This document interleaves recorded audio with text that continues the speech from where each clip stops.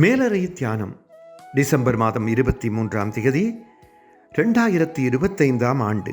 எழுதியிருப்பவர் Stephen சிலஸ்மன், Oklahoma, USA. தலைப்பு ஒளி வருமென்ற வாக்குறுதி. வாசிக்க வேண்டிய வேத பகுதி யோவான் 1ஆம் அதிகாரம் 1ஆம் வசனம் தொடங்கி 14ஆம் வசனம் வரை. இன்றைய நாளுக்குரிய தியான வசனம் யோவான் 8ஆம் அதிகாரம் 12ஆம் வசனம்.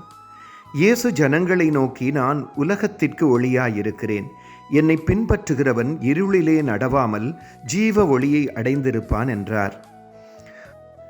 100 வருடங்களுக்கு பின் எமது ஆலய பல நிற கண்ணாடி ஜன்னல்கள் திருத்த வேலைகளுக்காக கழட்டப்பட்டு அந்த இடங்கள் தற்காலிகமாக பலகைகளால் மூடப்பட்டன. அதனால் உள்ளே சற்று இருளாக இருந்தது. அவை திருத்தப்பட்டு அவற்றின் ஊடாக ஒளி உள்ளே வரும்போது பல நிறங்களின் அழகை பார்க்கும் நாளுக்காக காத்திருக்கிறோம். இவ்வுலகில் யுத்தம், அநீதி, வறுமை, வன்செயல், வேற்றுமை, அரசியல் மத போட்டிகள் ஆகியவற்றின் தாக்கம் சில சமயங்களில் எனது மட்டுமல்ல அநேகரின் மனோநிலையையும் பாதிக்கிறது. முடிவு காணப்படாத பிரச்சனைகள் உலகை இருளடையச் செய்கிறது. ஆயினும் திரும்பவும் சூரியன் உதிக்கும். எமது ஆலய நிற கண்ணாடிகள் ஊடாக ஒளி உள்ளே பிரகாசிப்பதை நாங்கள் பார்ப்போம் என்பதை நாம் அறிந்திருப்பது போல உலகில் ஒளி தோன்றி அனைத்தையும் வெளிச்சத்திற்கு கொண்டு வரும் என்று வேதாகமம் எமக்கு உறுதி அளிக்கிறது.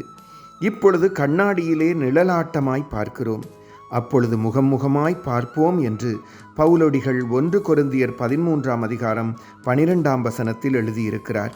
விசுவாசம், நம்பிக்கை ஆகியவற்றினூடாக கடவுளின் வாக்குறுதி நிறைவேறும் நாளை எதிர்பார்க்கிறோம். அந்த நாளில் கடவுளின் பரிசுத்த ஒளியை விளங்கிக் கொள்வோம். ஜெபம். அன்பான கடவுளே, உங்கள் உறுதிமொழிகளுக்காகவும் எனது மனோநிலை பாதிக்கப்படும் நேரங்களில் உங்கள் வார்த்தைகள் எமக்கு உதவி செய்வதற்காகவும் நன்றி சொல்கின்றோம். ஆமீன்.